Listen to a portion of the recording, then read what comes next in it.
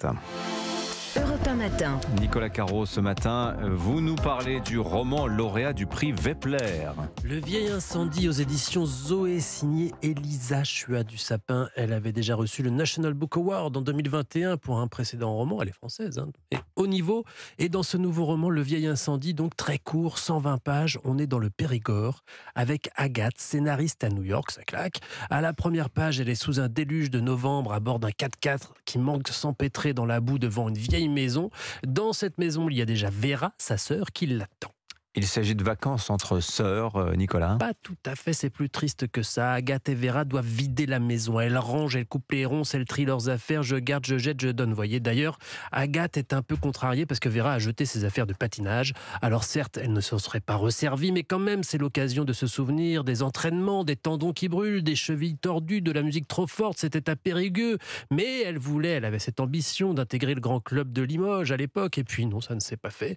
Mais chaque pierre, chaque rangement correspond à un souvenir, les pierres mais les gens aussi. Octave par exemple, le voisin, 50 plus qu'elle, ça faisait longtemps qu'elle ne l'avait pas vu, il l'appelle l'américaine même maintenant. Mais parce qu'elle est partie longtemps. Oui, et sa sœur est restée. Leur mère est partie quand elles étaient enfants et leur père est mort récemment. Bref, Agathe est rentrée pour des raisons bien tristes et elle redécouvre sa sœur aussi. Je vous ai pas dit encore, mais Vera est aphasique. Elle ne peut pas prononcer un seul mot. Impossible de communiquer. Agathe s'en est beaucoup occupée et un jour elle a tout lâché et elle est partie. Et là, elle se rend compte que sa sœur n'a finalement pas eu besoin d'elle pour s'épanouir. Alors j'ai l'air de vous raconter ça comme si l'intrigue avançait vers un élément perturbateur, comme si tout allait se tendre jusqu'au dénouement final. Pas du tout. C'est un roman poétique. Ce sont des petites choses. Le pigeonnier à côté, ces vieilles pierres, ces petites marches, un cache eau de vie retrouvé dans la cuisine, le lien des deux sœurs, le Périgord noir. Rien d'extraordinaire, de la douceur, de la délicatesse, de la beauté. C'est déjà énorme, non ? Et ça s'appelle Le vieil incendie. C'est aux éditions Zoé, le livre d'Elisa Chua du Sapin.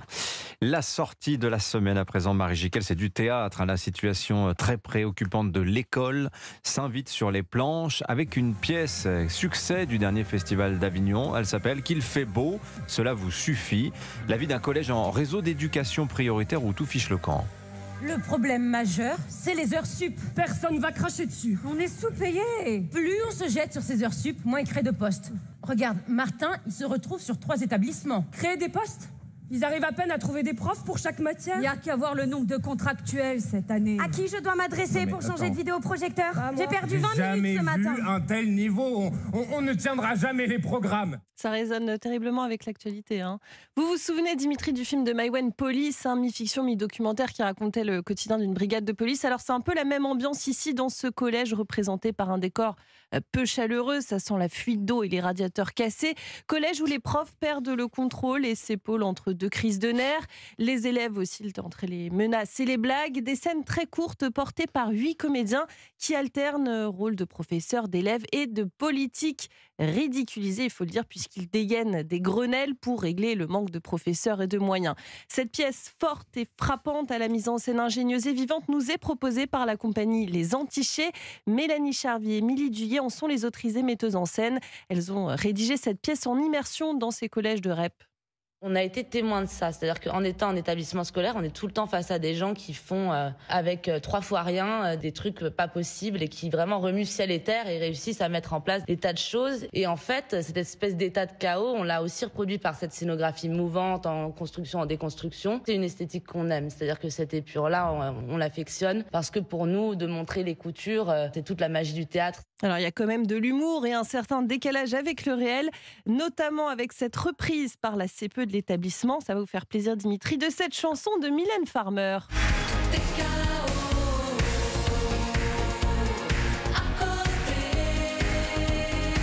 Des paroles qui résonnent, et ça c'est assez insolite pour du Mylène Farmer. Tragiquement, avec la situation en REP, on en ressort désolé pour notre école, mais on a quand même passé une bonne soirée. Voilà, la pièce qui s'appelle Qu'il fait beau, cela vous suffit. C'est en ce moment au théâtre de l'Étoile du Nord jusqu'à samedi. Dépêchez-vous, c'est bientôt fini. Et ça part en tournée dans tout le pays dès l'an prochain. Merci Marie Jiquel, Nicolas Caro, Vincent Hervouette. Merci à tous les